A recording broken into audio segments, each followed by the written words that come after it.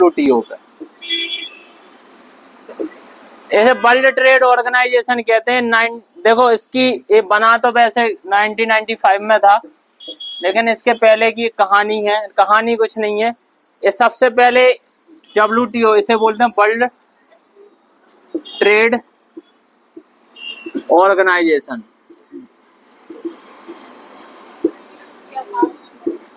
Yes,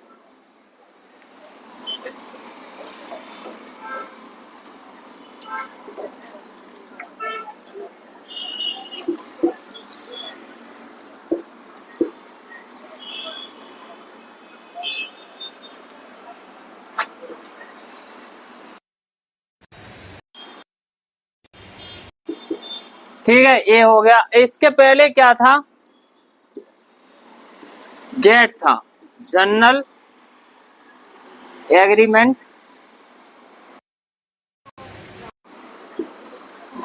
trade and.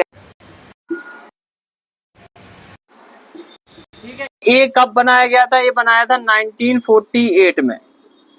ठीक है, इसका बेसिक पर्पस क्या था? दो चीजें। पर्पस तो इसके बहुत सारे थे, लेकिन इसका पर्पस था वही प्रमोट करना, फ्री ट्रेड,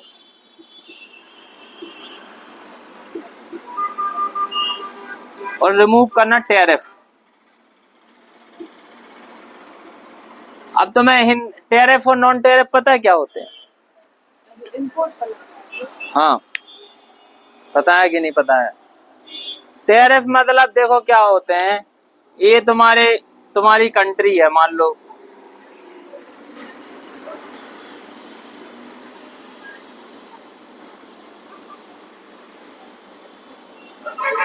ये तुम्हारी मान लो कंट्री है। ठीक है, तो फॉरेन कंट्रीज हैं ये, यहां से जब ये ट्रेड करेंगे, चीजें भेजेंगे।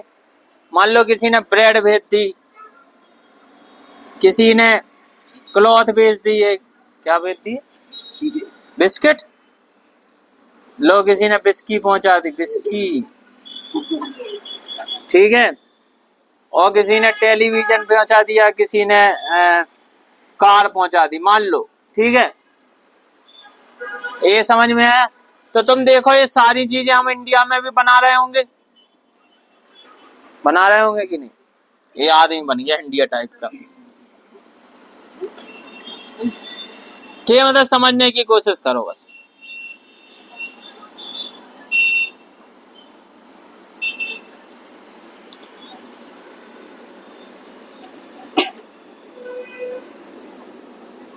ठीक है, ये कुछ ऐसे मान लो। ठीक है, इंडिया है। ठीक है, ये मान लो इंडिया है। तो ये सारी चीजें, ये बिस्की हो गई, क्लॉथ हो गई, ब्रेड हो गया, क्या था ये, टेलीविजन है, एक कार है, इंडिया खुद भी बनाता होगा, अलग अलग इंडस्ट्री में बनाता होगा कि नहीं? तो अगर ये प्रोडक्ट इंडिया में सीधे सीधे आ जाए, और हम मान लो इनके जो प्राइस है, मान लो ये टोटल प्राइस है, मान लो इनकी ये मान लो 10 रुपए का है, 15 रुपए का है, 20 रुपए, 25 रुपए, 30 रुपए मान लो, और इनको ये इंडिया में पहुंच गए 10 रुपए में, और हम खुद ब्रेड बना रहे हैं 20 रुपए में, क्लॉथ बना रहे हैं 15 का, हम बनाए 30 रुपए में, ये बिस्की हम बेच रहे हैं 40 रुपए में, टेलीविजन 25 की है, हम आ रही 50 रुपए में, हमारे यहाँ इनकी है कार आ रही 30 रुपए की, तो हमारे यहाँ 60 रुपए की। तो ये बताओ कि जब अगर ये चीज आ जाएगी इंडिया में, तो इंडिया के प्रोडक्ट कोई खरीदेगा? नहीं खरीदेगा। तो फिर हम क्या करें इसके लिए? तो हम इन पे लगाएंगे इंपोर्ट ड्यूटी। जैसे हमने देखा ये 20 रुपए के हैं, ये 10 रुपए के हैं, तो हम क्या करेंगे, 12 रुपए के लगा देंगे इंपोर्ट ड्यूटी। तो ये कितने का हो जाएगा? 22 रुपए का। तो एटलीस्ट जिसको खाना होगा वो डोमेस्टिक खा लेगा, जो जितने ज्यादा थोड़े उन्हें लग रहा होगा कि हम अमीर हैं, तो वो 22 रुपए का ही खा ले। तुम्हें क्या लगता है कि ये जो विदेश से चीजें आती हैं वो महंगी होती हैं? वो महंगी बेची जाती हैं। समझ में आया? तुम लोग विदेशी चीजें पहनते हो? क्या पहनते हो? कपड़े पहनते हो? ये कपड़े तो कहीं बांग्लादेश से बन के आ रहे हैं, इंडिया थोक के भाव उठा लेता है बांग्लादेश। कुछ कपड़े अभी जो विदेश से जो कपड़े आते हैं वो इतने महंगे होते होंगे, क्या होता है। समझ में आया? तो पहले तुम्हें समझ में आ गया? इंडिया लगाएगा ना इस पे। भाई बाहर से चीजें आई, अगर वो इंडिया में डायरेक्ट आ गई सीधी सीधी, तो क्या हो जाएगा? इंडिया की चीजें ही नहीं बिकेंगी। तो जब तुम समझ रही हो ये सारी चीजें कि नहीं समझ रहे हो कि नहीं समझ रहे हो? तो अगर इंडिया की कोई चीजें ही नहीं बिकेंगी तो इंडिया की फैक्ट्री बंद हो जाएगी कि नहीं? और इंडिया की फैक्ट्री बंद तो इंडिया में आ जाएगा वो अनएम्प्लॉयमेंट को हिंदी में क्या कहते हैं भाई? महा बेरोजगारी आ जाएगी। समझ में आ गया? आ जाएगी कि नहीं? तो इसलिए इंडिया इन पे क्या लगाएगा? टैरिफ लगाएगा। समझ में आ गया? टैरिफ, जैसे तुम बोलते हो कस्टम ड्यूटी, इम्पोर्ट ड्यूटी। अब समझ में आ गया बेसिक कंसेप्ट है क्यों लगता है इम्पोर्ट ड्यूटी, कस्टम ड्यूटी, ये सब चीजें। पहले तो हो गई ये चीज। एक दूसरे टाइप का भी होता है, एक होता है टैरिफ, एक होता है नॉन टैरिफ। नॉन टैरिफ में क्या होता है? हम सीधी ड्यूटी नहीं लगाते, हम इन पे कंडीशन पुट कर देंगे कि पहले हम एक कंडीशन पुट कर देंगे कि भाई जब तुम ब्रेड दे रहे हो तो तुम 10 ब्रेड ही भेज सकते हो इंडिया में कोटा के फॉर्म में। पहले हम सीधा तुम जितनी चाहे भेजो, हमें कोई मतलब नहीं, हम इम्पोर्ट ड्यूटी लगा देंगे। हम कोटा लगा सकते हैं कि भाई तुम सिर्फ 10 ब्रेड ही भेज सकते हो। 10 ब्रेड आएंगी, जिसको खरीदना होगा खरीद लेगा, जिसको नहीं खरीदना नहीं खरीदना, बाकी जो बचेंगी वो इंडिया की बिकेंगी। ऐसा भी तो कर सकते हैं। क्लॉथ भी ऐसे ही है, इसका ऐसा है। अभी तो मैं जैसे तुमने देखा होगा कि इंडिया में एलोन मस्क जो है, इंडिया में नहीं अमेरिका का जो एलोन मस्क है, वो अपनी कार है बनाता टेस्ला। तो वो चाहते हैं कि भाई इंडिया में वो अपना क्या कर सकें, अपना एक स्टेशन बना सकें। ठीक है, तो इंडिया ने क्या कर दिया? इंडिया ने मना कर दिया। इंडिया ने मना क्यों कर दिया? क्योंकि उनने बोला कि हम इंडिया में उसको मैन्युफैक्चर नहीं करेंगे। तो मैन्युफैक्चर नहीं करोगे तो इसका मतलब क्या है? तुम प्रोडक्ट लेके आओगे, यहाँ असेंबल करोगे, खत्म के यही करोगे, तो इंडिया में टेक्नोलॉजी आएगी ही नहीं। तो तुम इंडिया का मार्केट यूज कर रहे हो, इंडिया के लोग यूज कर रहे हो, इंडिया का इंफ्रास्ट्रक्चर यूज कर रहे हो, इंडिया का सब कुछ कर रहे हो, और तुम हमें टेक्नोलॉजी ना दो। तो गवर्नमेंट ने क्या कहा? भाड़ में जाओ, ऐसी बैटरियों से गाड़ियां तो हम पसाड़ काल में चलाया करते थे, हमारे वेद उठा के देखो। समझ में आया? तुम जो अभी रॉकेट चला रहे हो, ऐसे तो हमारे रॉकेट महाभारत में चले थे। समझ में आया? तो इंडिया ने बोला भाड़ में जाओ, अगली बार आना ही मत। तो ऐसा जवाब सुन के एलोन मस्क के गाल फूल गए। समझ में आया? सीधी बात है भाई, तुम टेस्ला लेके आ रहे हो, इंडिया में बना रहे हो, सब कुछ कर रहे हो, इंडिया को टेक्नोलॉजी नहीं दो। कहे कि टेस्ला, हम क्या करें? टेस्ला बेचने के लिए थोड़ी ना इंडिया बैठा हुआ है कि हमारे यहाँ बेचो, वो तो हम फॉर्च्यूनर में ही रौब जमा लेते हैं। हमारे लिए टेस्ला इम्पोर्टेंट नहीं है जितनी फॉर्च्यूनर इम्पोर्टेंट है। वो काल तो हमारा फॉर्च्यूनर से ही बनता है। तो हमारे लोग फॉर्च्यूनर चला के भी खुश हैं, टेस्ला की उन्हें कोई जरूरत नहीं है। और तुम जब टेस्ला लेके आओगे, टेस्ला में फायदा क्या है? फायदा तो ठीक है जो भी है, वो सेल्फ ड्राइविंग कार है। और फिर सबसे बड़ी बात है कि एलोन मस्क की कंपनी है जो हाई एडवांस टेक्नोलॉजी क्या करता है? प्रोडक्ट बनाता है। स्पेस एक्स देख लो उसके, तो उसकी टेक्नोलॉजी आती तो इंडिया को जबरदस्त फायदा होता, कुछ नया मिलता कि नहीं मिलता। लेकिन इतना नहीं गिनना चाहिए कि जब कुछ मिल ही नहीं रहा तो, और तब भी हम तुम्हें अलाउ कर दें। तो इसलिए मोदी सरकार ने कहा हवा खाओ। आओगे तुम तभी जब टेक्नोलॉजी लेके आओगे। समझ में आ गया? तो ये समझ में आ गया कोटा सिस्टम ऐसे लगाते हैं, ये भी कंडीशन लगा देते हैं कि इंडिया में अगर तुम्हें ट्रेड करना है या कुछ करना है तो इंडिया में मैन्युफैक्चरिंग करना पड़ेगी। तो इस टाइप की चीजें जो होती हैं वो होते हैं नॉन टैरिफ। नॉन टैरिफ में और भी चीजें होती हैं, सैनिटरी, फाइटो सैनिटरी, ये सब नाम सुने होंगे तुमने, सुने हैं कि नहीं सुने हैं? हिंदी में सुने होंगे कुछ। इसका मतलब ये होता है कि हम कंडीशन लगा देते हैं कि तुम्हारे जो प्रोडक्ट है वो एनवायरमेंट फ्रेंडली है कि नहीं है, किसी जानवर को मार के तो नहीं बनाया तुमने प्रोडक्ट, लेबर का एक्सप्लॉइटेशन करके तो नहीं की है तुमने। ये लोग क्या करते हैं, फॉरेन के जो लोग होते हैं, यूरोपियन कंट्रीज जो होती हैं, वो इंडियन प्रोडक्ट पे ये सब लगाते हैं, क्योंकि इंडिया में लेबर कॉस्ट क्या है, सस्ता है। अब हमारे यहाँ ज्यादातर प्रोडक्ट अनऑर्गेनाइज सेक्टर से बनते हैं कि नहीं बनते हैं, तो उनको ये मौका मिल जाता है कि इंडिया के, क्योंकि इंडिया के प्रोडक्ट थोड़े सस्ते होते हैं, वो जाएंगे फॉरेन मार्केट में, तो फॉरेन मार्केट क्या कर लेंगे, कैप्चर, तो वो उनको रोक देते हैं। क्या लगा कि ये नहीं लगाएंगे कि हम फ्री ट्रेड, क्योंकि ये जो WTO है इसका मतलब है ये ट्रेड, वर्ल्ड ट्रेड ऑर्गेनाइजेशन, तो ये एक्चुअली ये WTO हो या चाहे कोई भी हो, वो ट्रेड को प्रमोट कर रहे हैं, तो उनका पहला पर्पज है फ्री ट्रेड। तो वो कह देते हैं कि हम फ्री ट्रेड तो कर रहे हैं भाई साहब, देखो हमने कोई टैरिफ मैरिफ नहीं लगाया, हमारे टैरिफ बिल्कुल जीरो है, लेकिन वो कहते हैं कि हम वो प्रोडक्ट अलाउ नहीं करेंगे यूरोप में या अमेरिका में जो एनवायरमेंट फ्रेंडली ना हो। अब एनवायरमेंट फ्रेंडली क्या है और क्या नहीं है, ये सब्जेक्टिव है कि नहीं है तुम्हारे हिसाब से। अब जैसे तुम लोगों ने खाना खाया होगा, कोई चीज खाते हो, किसी को वो खाना अच्छा लगता है, किसी को नहीं लगता है, तो ये सब्जेक्टिव हो गया ना भाई, समझ में आ गया। तो जो चीज सब्जेक्टिव है उस चीज को तुम ऑब्जेक्टिव क्राइटेरिया कैसे तय कर सकते हो। तो ये तो भाई बात होगी, चित्त भी हमारी पट्ट भी हमारी। तो इंडिया भी कोई कम नहीं है, इंडिया कहता आओ बेटा हम तुम्हारे प्रोडक्ट पे लगाएंगे जो डबल टैक्स, वो कि तुम्हारी रूह में कांप जाएंगी।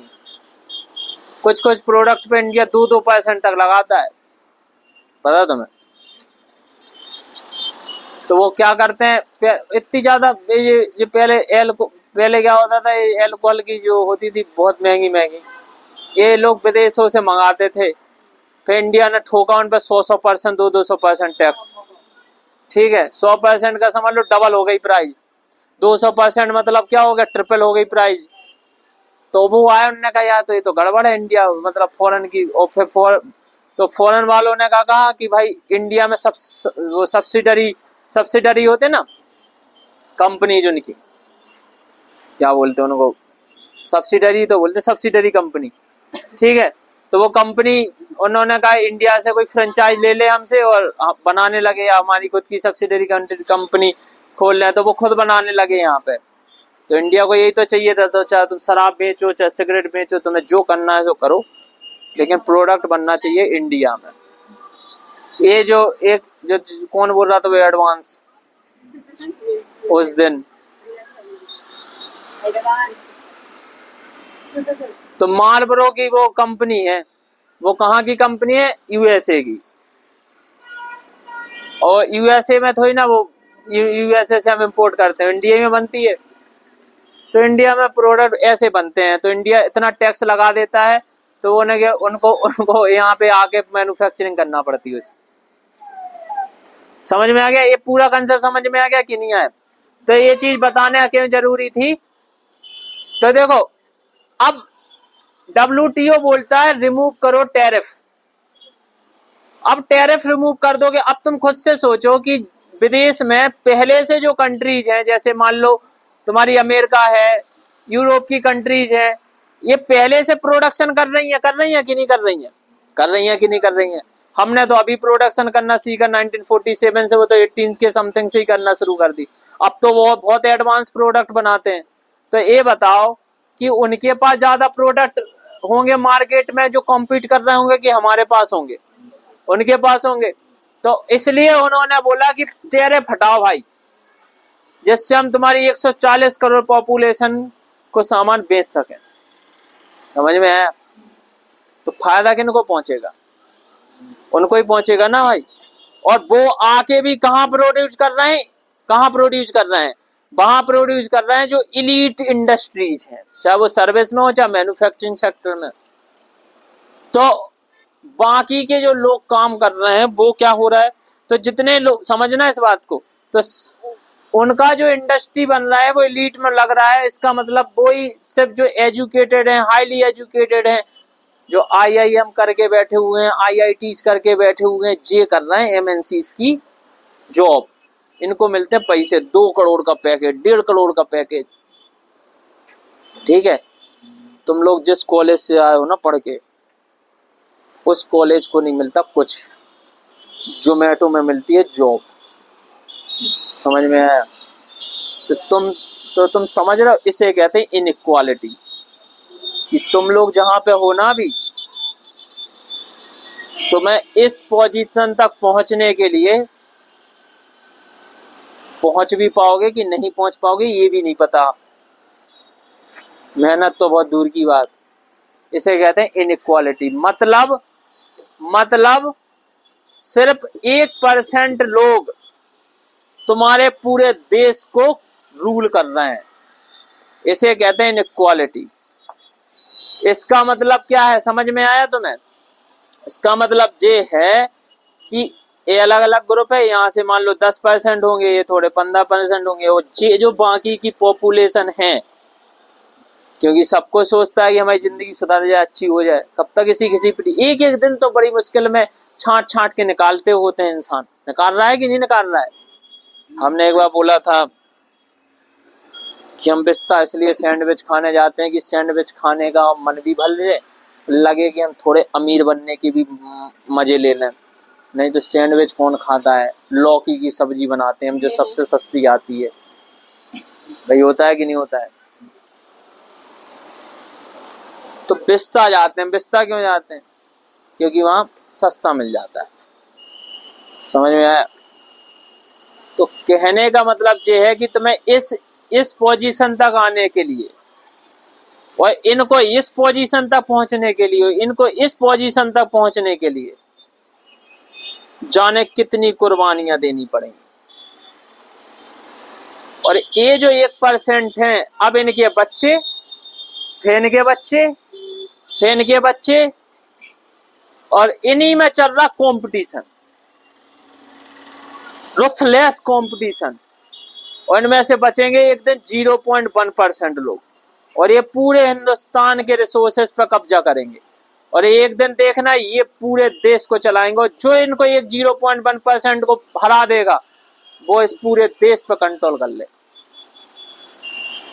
ये मजाक की बात नहीं कर रहा मैं, इसे कहते हैं इनइक्वालिटी। लोग कहते हैं पॉवर्टी, ठीक है, पॉवर्टी कुछ मायने नहीं रखती, इनइक्वालिटी मेन होती है। समझ में आया इनइक्वालिटी क्या होती है?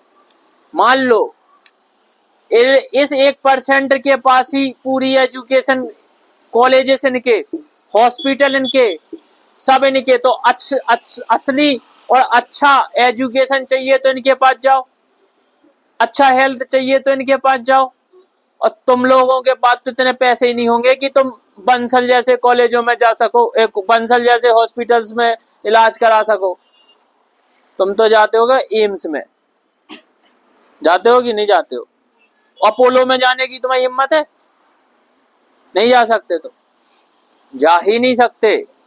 10 दिन चले जाओगे तो घर गिरवी रखना पड़ेगा। समझ में आया?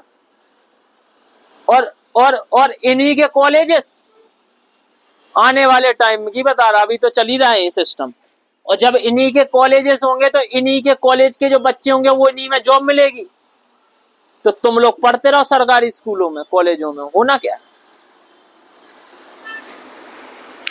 समझ में आया? हम बोलने का क्या कोशिश कर रहे हैं? कोशिश ये कर रहे हैं, इसे कहते हैं इनइक्वालिटी। कोई तुमसे बोले इनइक्वालिटी, तो बोलना उसको, इसे कहते हैं इनइक्वालिटी। ये नहीं होती सिर्फ लिख दिया INQUILTY, बस खत्म। इनइक्वालिटी को समझोगे, इनइक्वालिटी क्या होती है? तुम्हारे हाथों से तुम्हारा देश धीरे धीरे जा रहा है, ये समझ लो बस। और जो इसकी बात करे कि इनइक्वालिटी हटाओ, तो इन्हीं की मीडिया, और यही बोल देंगे तुम नक्सलाइट हो। एक नया टर्म आया ना, अर्बन नक्सलाइट। भाई गलत क्या बोल रहा है इंसान, और सही है तो इतनी ज्यादा फी क्यों है, नहीं होनी चाहिए। और जब इतनी ज्यादा फी है तो इसका मतलब है गलत है। भाई हम क्यों नहीं जा सकते बंसल में, हम क्यों नहीं जा सकते अपोलो में, समझ में आ रहा, हम क्यों नहीं जा सकते। अब ये आईआईटी वगैरह जो पहले बन गए वो बन गए अच्छे अच्छे कॉलेज जो गवर्नमेंट ने बना दिए। अब धीरे धीरे देखो, धीरे धीरे प्राइवेटाइज हो रही है चीजें, प्राइवेटाइज हो रही है। खरीदेगा कौन, तुम लोग खरीद पाओगे क्या, तुम लोगों में है इतनी दम शेयर खरीदने की, मतलब तुम खरीद सकते हो, खरीदा वो जो इस 1% में आता होगा, इसी के पास होगा ना पैसा। तो इसी के पास एयरपोर्ट होंगे, इसी के पास सब कुछ होगा। जब पूरा रिसोर्स, पूरी गवर्नमेंट की महारत्ना नवरत्ना सब इसी के पास होंगे, तो इसी 1% के पास सब कुछ है, तो इसी 1% के हिसाब से देश चलेगा, इसी के 1% के हिसाब से ब्यूरोक्रेसी चलेगा, इसी 1% के हिसाब से। और यही सबसे ज्यादा फंडिंग करेंगे पॉलिटिकल पार्टी को। तो जिसको प्राइम मिनिस्टर बनना है, सीएम बनना है, जिसको मंत्री बनना है, जिसको जो बनना है, वो यही 1% डिसाइड करेंगे। और ये 1% पूरी ब्यूरोक्रेसी डिसाइड करेंगे, यही 1% पूरी आर्मी डिसाइड करेंगे।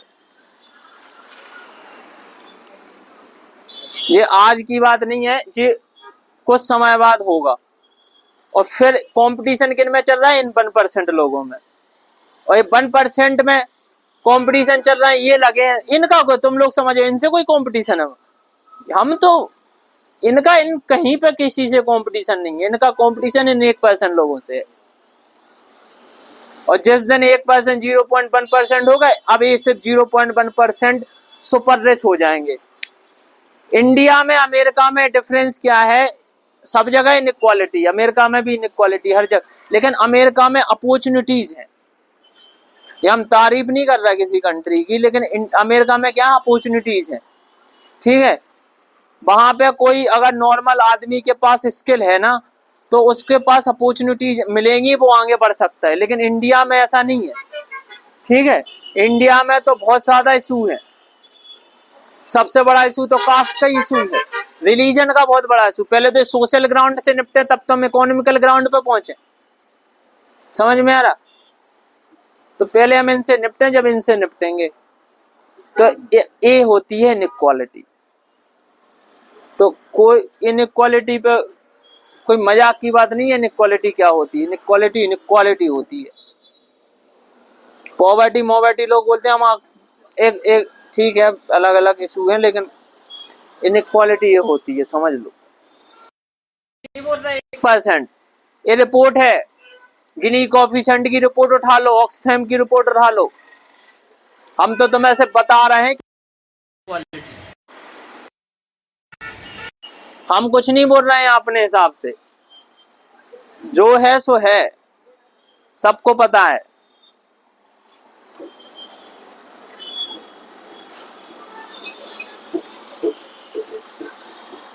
समझ में आ गया। तो हमें तुम्हें बताने का ये सब पर्पस था कि ये जो पूरा सिस्टम चलता है, ट्रेड, टैरिफ, नॉन टैरिफ, समझ में आ गया। अब जिस चीज को तुम्हें समझना है वो तुम्हें समझ में आएगा, समझ में आया। अब आते हैं WTO पे।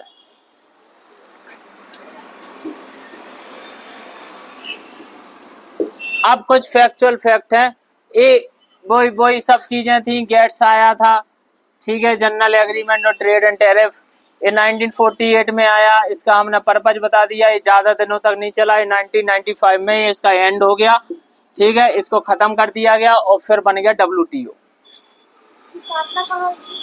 इसका जिनेवा में, अब मैं बता रहा हूँ एक एक करके, सब आ जाएगा। देखो सबसे पहले इसके जब एक गेट्स बनाता तो राउंड होते थे, जैसे अपने यहाँ होते थे, वो तुम लोगों ने राउंड टेबल कॉन्फ्रेंस सुना होगा, गोल मेज सम्मेलन, ऐसे ही इसके भी राउंड होते थे। ऐसे ही 8वां राउंड हुआ था यूरेगे,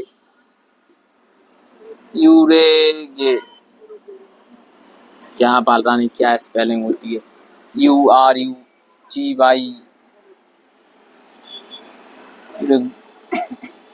अजय होती होगी या और कुछ होती, देख लेना जो भी है। देखना यूरेगे की स्पेलिंग क्या है। एक तो उटपटांग नाम बना के रखे हुए हैं, सीधे सीधे बनाओ ना देश के नाम। ये साउथ अमेरिका में है देश, पर आगे यूरेगे उरुग्वे, उरुग्वे बोलते हैं इसको।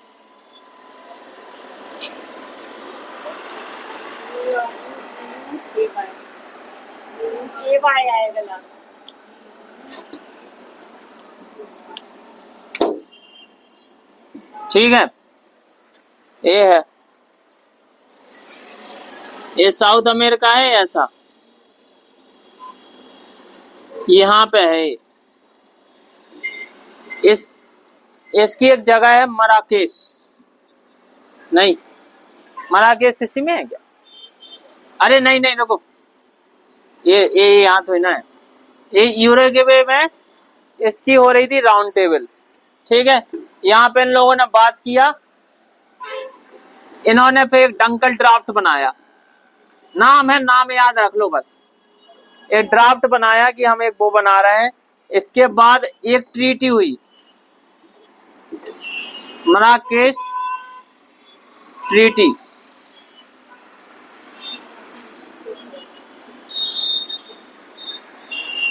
और इसके बाद बनाया WTO 1995 में।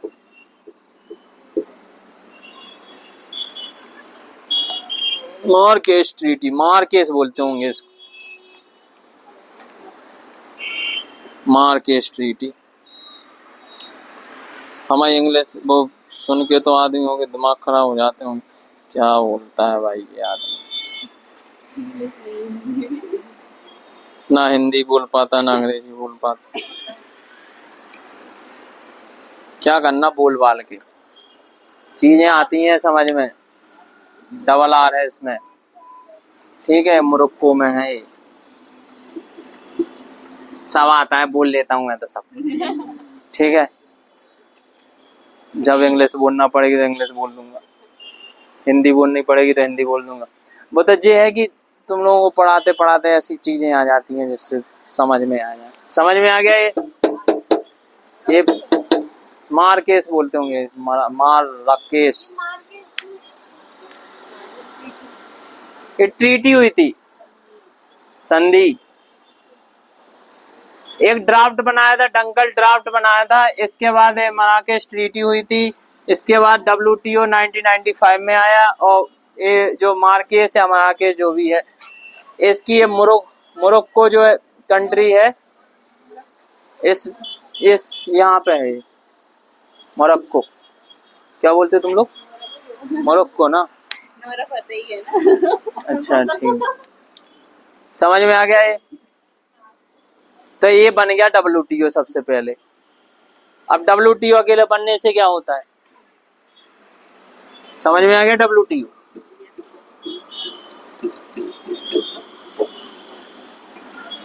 अब इसमें देखो क्या होता है, पहले हम इसका देखते हैं स्ट्रक्चर।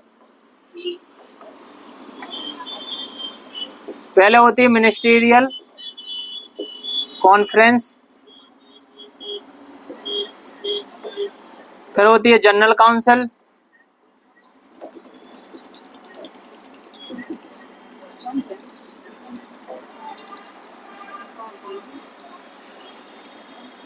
फिर ये है मेन जनरल काउंसिल, जहां पे ये तो कॉन्फ्रेंस।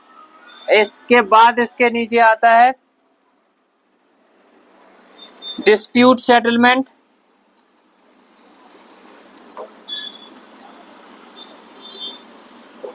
मैकेनिज्म, और इसके बाद आता trade policy and review, trade policy and review.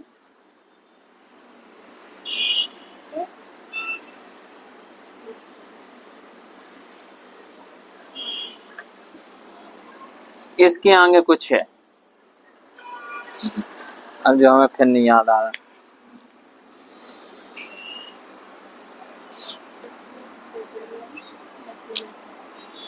ठीक है, फिर इसके नीचे होता है एक चीज और, council of trade.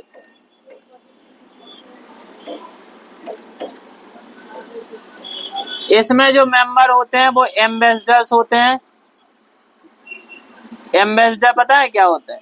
Indian foreign service में जो सिलेक्ट होते हैं वो आने वाले टाइम में एम्बेसडर बनेंगे। ठीक है। मिनिस्ट्री या कॉन्फ्रेंस में कौन कौन होते हैं? मिनिस्ट्री ऑफ कॉमर्स होते हैं, मेंबर्स होते हैं मिनिस्ट्री ऑफ कॉमर्स, मिनिस्टर्स होते हैं minister of commerce from each member countries. Total इसके मेंबर शायद पता नहीं 164 है, कितने हैं? 166 हो गए। 166 हो गए पक्का? तो इसके मेंबर्स हैं 166। ठीक है। ए हाईएस्ट डिसीजन मेकिंग बॉडी है।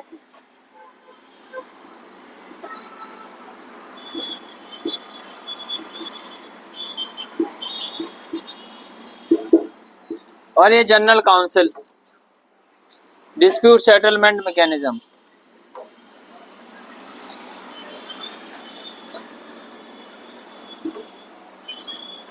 और ये काउंसिल ऑफ ट्रेड।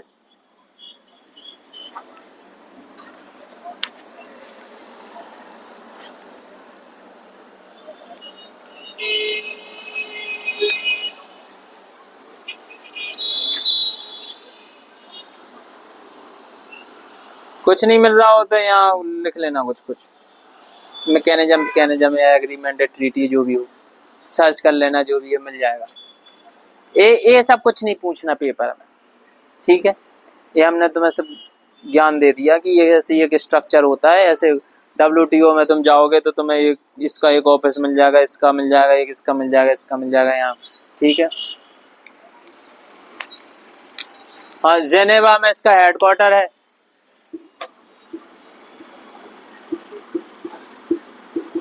जेनेवा तुम्हारा स्विट्जरलैंड में। ठीक है। स्विट्जरलैंड गया तो कोई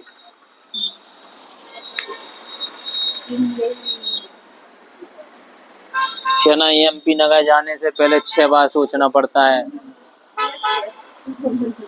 कि MP नगर जाया जाए कि नहीं जाया जाए। और तुम यहाँ स्विट्जरलैंड की बात कर रहे हो, कुछ तो सोचो बोलने से पहले। समझ में आया? ठीक है। ये WTO हो गया।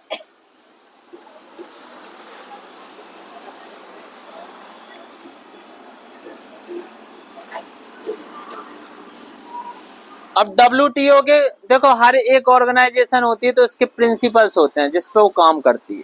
तो ऐसे इसके भी कुछ प्रिंसिपल्स होते हैं।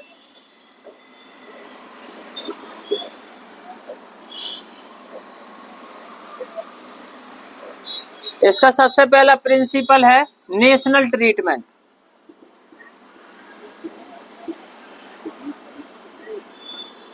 बता रहा हूं, MFN most favourable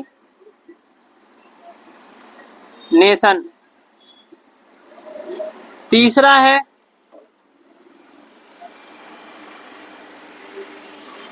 special but differential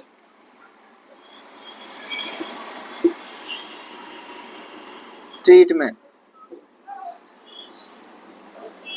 समझ में आया? इसका और है one nation one member one vote. ये समझ में आ रहा? One nation one vote. यहाँ कितना डिफरेंस है। अरे तुम्हें एक चीज नहीं बताई हमने, वो एक डिब्बे में लिख लो।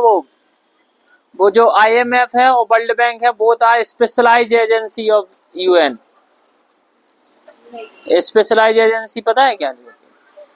अरे हिंदी में देख लेना, जो भी है स्पेशलाइज्ड एजेंसी है ये दोनों की दोनों, यूनाइटेड नेशन की।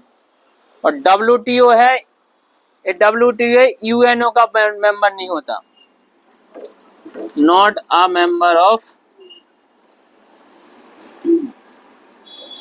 मेंबर मतलब वही, मतलब UN की एजेंसी नहीं है, ये सीधी बात ये है। ठीक है, समझ में आ गया? तो ये सारी चीजें तुम्हें याद होनी चाहिए पहले। अब समझ में आता है नेशनल ट्रीटमेंट क्या होता है। समझ में आया कि नहीं आया?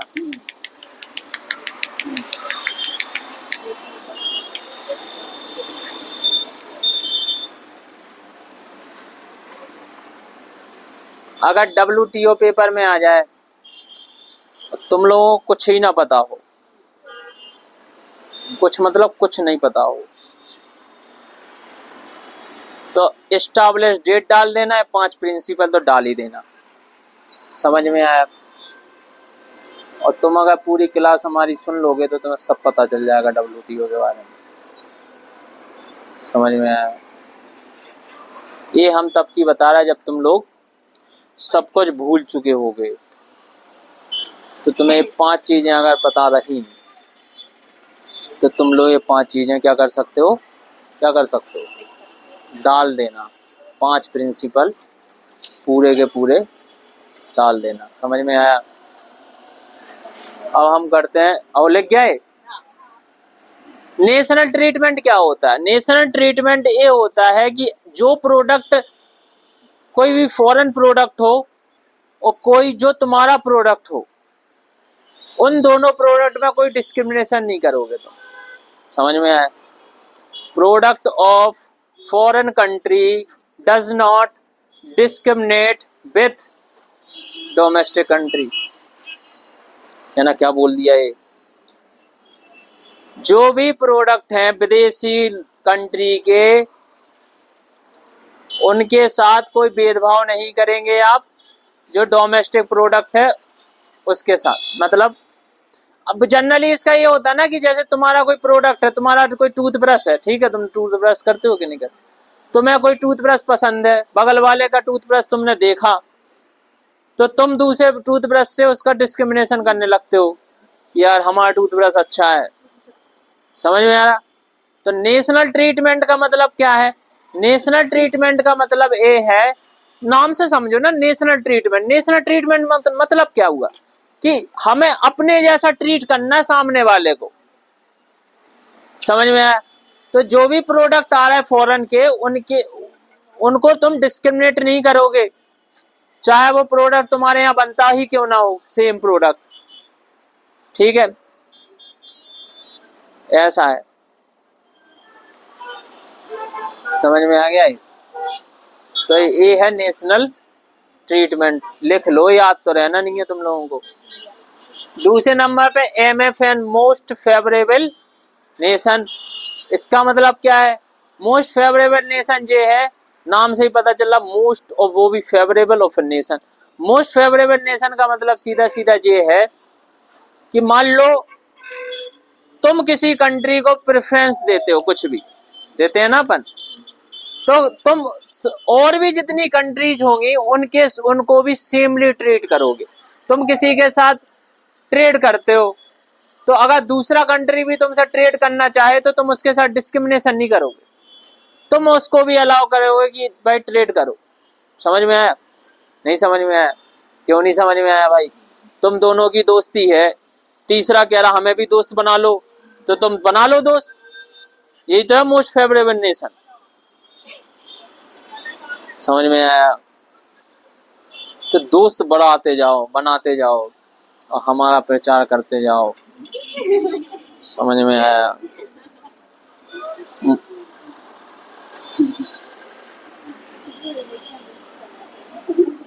मोस्ट फेवरेबल नेशन कहते हैं इसको।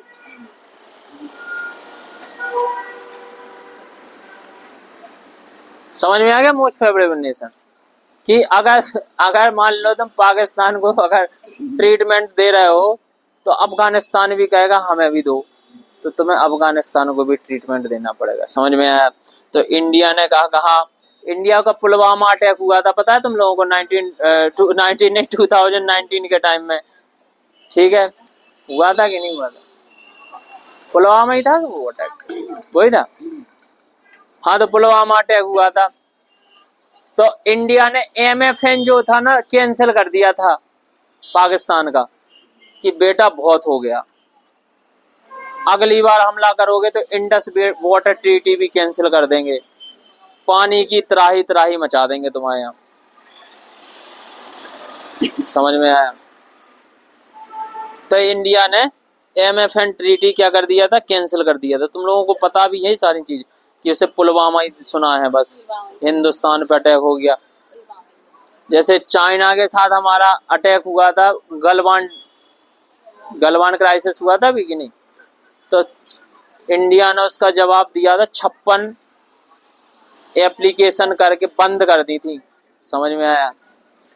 तो वो तुम्हारे देश में घुसा है और हमने उनको करारा जवाब दिया, टिकटॉक बंद करके। समझ में आ गया? PUBG बंद करके। तुमने क्या समझ रखा है हमें?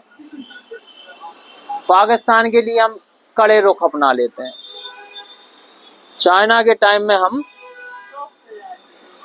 इनडायरेक्टली सॉफ्ट ही रहते हैं। अब वो क्यों रहते हैं अब हमें ये नहीं पता,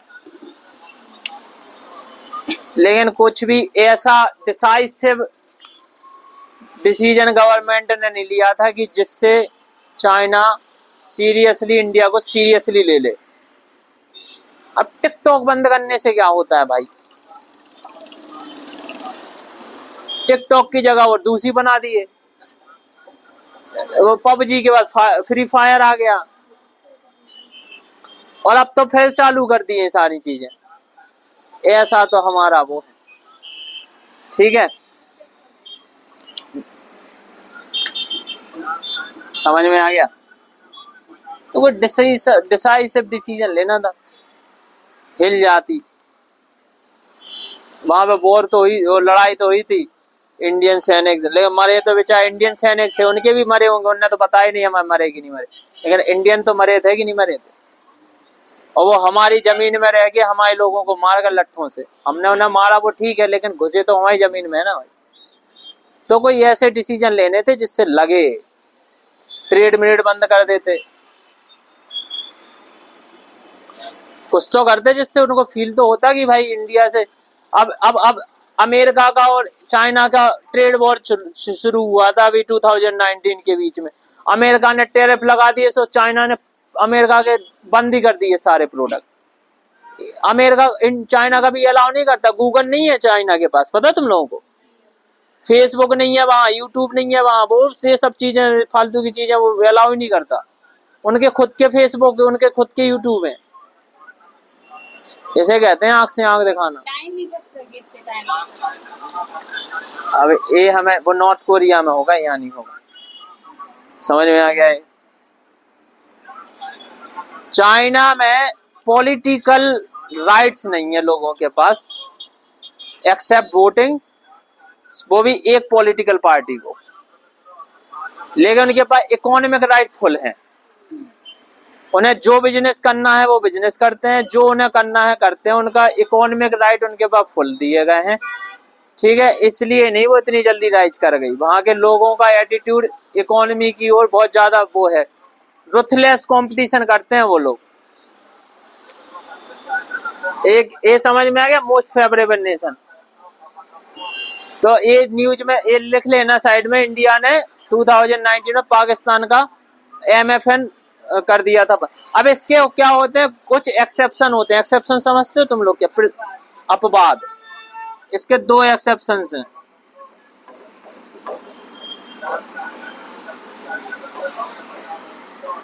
पहला एक्सेप्शन है जनरल प्रेफरेंस।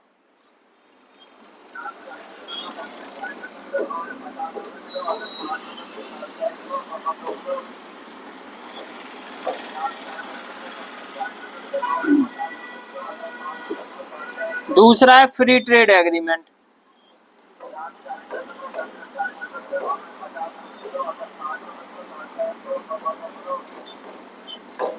पता है general preference free trade agreement का नाम तो सुना होगा तुम लोगों ने कि नहीं सुना?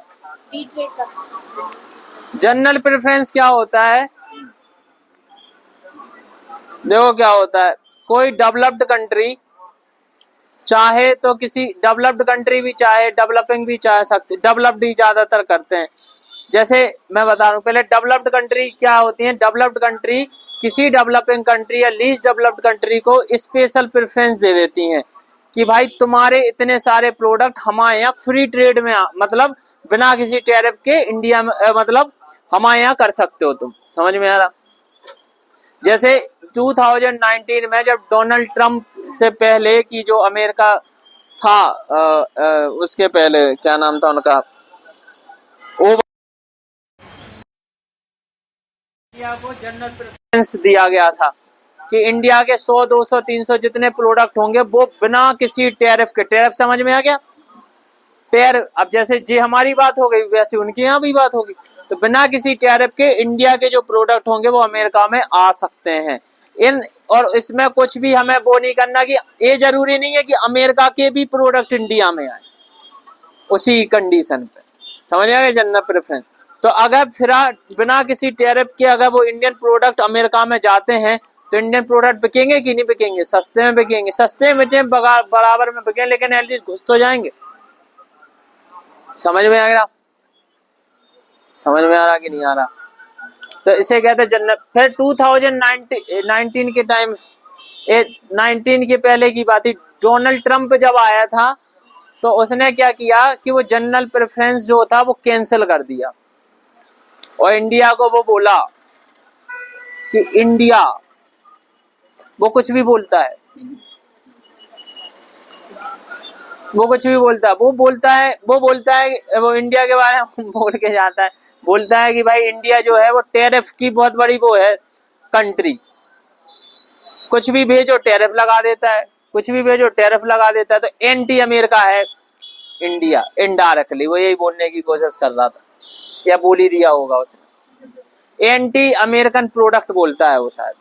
इंडिया एक एंटी अमेरिकन प्रोडक्ट कंट्री है। सो उसने जनरल प्रेफरेंस जो थे वो क्या कर दिया था, कैंसिल कर दिया था। तो इंडिया का ये जनरल प्रेफरेंस क्या हो गया, कैंसिल हो गया। समझ में आ गया? और फ्री ट्रेड एग्रीमेंट क्या होता है? फ्री ट्रेड एग्रीमेंट बहुत सारे टाइप के होते हैं। पहले तो ये अलग अलग लेवल के होते हैं, गुड्स पे भी हो सकता है, सर्विस पे भी हो सकता है, गुड्स एंड सर्विस पे भी। फ्री ट्रेड एग्रीमेंट का समझ रहे हो, तुम्हारे और हमारे बीच में एक एग्रीमेंट हो गया कि हम दोनों ट्रेड करेंगे बिना किसी टैरिफ के, ठीक है। तो अगर मान लो इंडिया का बहुत सारी कंट्रीज के साथ फ्री ट्रेड एग्रीमेंट है, जैसे जापान के साथ है, साउथ कोरिया के साथ है, श्रीलंका के साथ है, ठीक है। पता है सब कि नहीं पता तुम लोगों कि आज ही पता चल रहा है?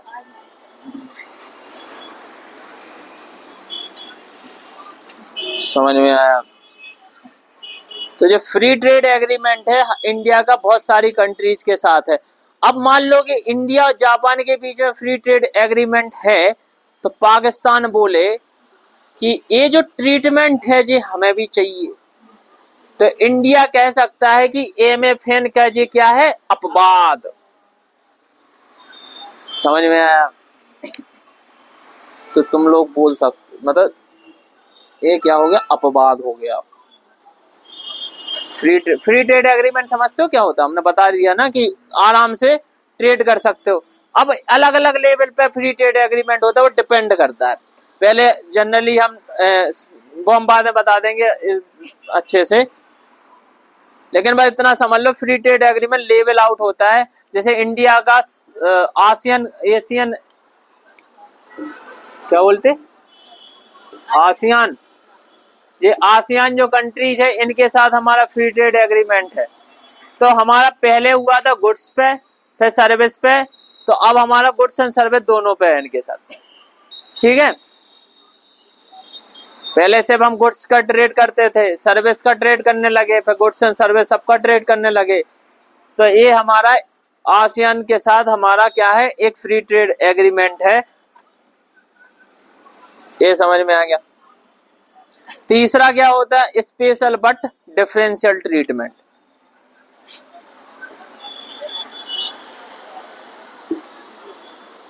नाम से ही पता चल रहा होगा, स्पेशल तो हो तुम, लेकिन हम तुम्हें डिफरेंशियल ट्रीट करेंगे। देखो स्पेशल बट डिफरेंशियल ट्रीटमेंट का मतलब सिंपल सी बात ये है कि मान लो ऐसा मान लो कि जैसे कंपटीशन, मतलब जैसे मान लो कि एक सिंपल सा एग्जांपल से हम बता रहे हैं। जैसे मान लो हमारे तुम्हारे बीच में क्या हुआ एक बिजनेस मतलब बिजनेस एग्रीमेंट नहीं, ये हम कोई जॉब देते हैं तुम लोगों को, ठीक है। तो हमने देखा कि तुम लोग गांव से आए हो, मान लो, तो गांव में क्या होता है, ज्यादातर लोगों को इंग्लिश नहीं आती। अब जो लोग इंग्लिश बोले हैं उनको तो हमने मतलब उन्हें हमने दे दिया कि तुम अपने जो भी इंग्लिश वाले हैं उनको हम जॉब तो हम तुम्हें भी दे रहे हैं, जॉब उन्हें भी दे रहे हैं, लेकिन इनको जो काम दिए गए हैं इंग्लिश वालों को उनको हम अभी से दे दें, और जो हिंदी वाले हैं उनको हम कह दें, उनको हम ये कह देते हैं कि एक काम करो, पहले तो हम तुम्हें कुछ टाइम दे देते हैं, पहले तुम लोग अपनी अंग्रेजी ठीक कर लो, ठीक है, और उसके बाद ये काम तुम शुरू कर देना। तो क्या गलत है इसमें? तो हम तुम्हें एक अलग तरह से ट्रीट कर रहे हैं कि नहीं कर रहे हैं? स्पेशली कर रहे हैं, लेकिन ऐसा नहीं कर रहा है कि तुम्हारे साथ भेदभाव कर रहे हैं। स्पेशल तो हो तुम लोग, बट डिफरेंशियल ट्रीटमेंट दे रहे हैं हम इंग्लिश और हिंदी लोगों को अलग अलग। तुम दोनों को ही स्पेशली ट्रीट कर रहे हैं, लेकिन डिफरेंशियल। अगर हम इंग्लिश और हिंदी मीडियम के दोनों स्टूडेंटों को सेम तरह से ट्रीट करने लगेंगे तो हिंदी मीडियम वालों के साथ डिस्क्रिमिनेशन हो जाएगा, और अगर हिंदी वालों को ज्यादा प्रेफरेंस देंगे तो इंग्लिश वालों के साथ वो अनइक्वल ट्रीट हो जाएगा कि नहीं? तो सबको एक काम करते हैं कि सबको स्पेशली ट्रीट करते हैं, लेकिन डिफरेंशियली करते हैं कि जो हमारा जैसे वो है कि हम मतलब जनरली इंग्लिश में जॉब दे रहे हैं, इंग्लिश में ही काम करते हैं, तो हिंदी वालों को भी बुलाएं, लेकिन हम उनको अलग से टाइम स्पेस दे दें कि तुम इतने इतने टाइम में, 1 साल में, 2 साल में अपनी अंग्रेजी सीख लो, और उसके बाद तुम अपना ये चीज इम्प्लीमेंट कर लेना, काम कर लेना। समझ में आ गया ये चीज? तो अपनी लैंग्वेज में लिख लो स्पेशल बट डिफरेंशियल ट्रीटमेंट। तो अब ये चीजें किस कॉन्टेक्स्ट में होती है? होती है डेवलप्ड कंट्री और डेवलपिंग कंट्रीज के बीच में। तो जैसे मान लो कि developed country already resources rich countries हैं, टेक्नोलॉजी रिच कंट्रीज हैं, फाइनेंशियली रिच कंट्रीज हैं, तो अगर कोई इंटरनेशनल लेवल पे अगर कोई एग्रीमेंट हो रहा है तो वो एग्रीमेंट डेवलप्ड कंट्री को भी इफेक्ट करेगा, डेवलपिंग कंट्रीज को भी इफेक्ट करेगा, लेकिन डेवलप्ड कंट्री तो उस इफेक्ट को झेल लेंगी, लेकिन डेवलपिंग कंट्रीज उस इफेक्ट को नहीं झेल सकती, क्योंकि उनके पास रिसोर्सेस उतने नहीं है, उतनी उनके पास टेक्नोलॉजी नहीं है, उनके उतने पास असिस्टेंस नहीं है, उतना अच्छा उनके पास इंफ्रास्ट्रक्चर नहीं है, उतना अच्छा उनके पास स्किल नहीं है, और भी बहुत सारी चीजें। तो हम एक काम कर दें कि इन्हें 10 साल का टाइम दे दें कि 10 साल में सारी प्रॉब्लम तुम देख लो, फिर उसके बाद तुम इसे इम्प्लीमेंट कर लेना। समझ में आया? तो इसे कहते हैं स्पेशल बट डिफरेंशियल ट्रीटमेंट। बहुत टाइम हो गया। और वन मेंबर वन वोट का मतलब क्या है? वन मेंबर मतलब जितने भी इसके मेंबर होंगे उसके पास एक वोट होगा। यहाँ वोटिंग बेटेड नहीं है जैसा कि वहां पे था IMF में। तो आज के लिए इतना कर लेते हैं, ज्ञान ज्यादा हो गया आज। ज्ञान नहीं है वो में काम आएगा, वो साइड ज्ञान है। क्या चल रहा है? वो मेंस में काम आएगा तुम्हारे, और दुनिया को समझने में भी ज्ञान आएगा। समझ में आया? आ गया कि नहीं आया? तो ये उर्दू अपन बना के रखे रहते हैं।